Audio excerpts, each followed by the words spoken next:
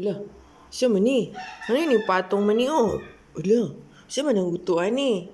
Goy, ang mata tuwa sa isda. Ang kuan, ang pinalabi nga iro, pinalabi. Kay di mo kaon.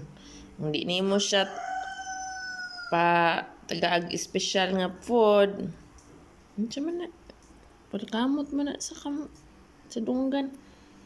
Masya mo kaon. So, magsuka siya yelo.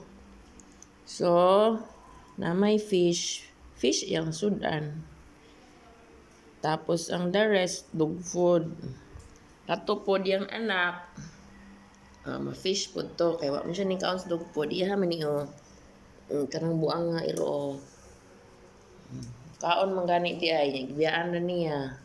Tapos, kaning mga sirok. Kani.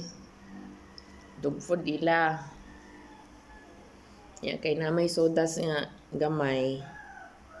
So, pisik-pisikan la gamay nga sodas. Pabaho-baho. Kaning iro nga kuan. Kaning iro nga pinalabi ni Nainay. Spoiled kay ni. Spoiled kay ni. Pati yung anak. Andiyan man na, suksok man na din na. O, diha, uy. Kauna na din ha, kauna. Bibi, kay tagano to si Panda, be. Para mukaon na si Panda, para gamay na lang ihatag ni Panda nga rice. Sumuka ni Iruwa, oy. Samo kay ni si Panda, dagan kinig arte pa kanon si Panda, di na lang mukaon na nang ibutang din na. Oh, dili si panguhit, magsimag panugo, oy. Si Betty po daw, wala si Betty. Koy, ginoo ko na lang.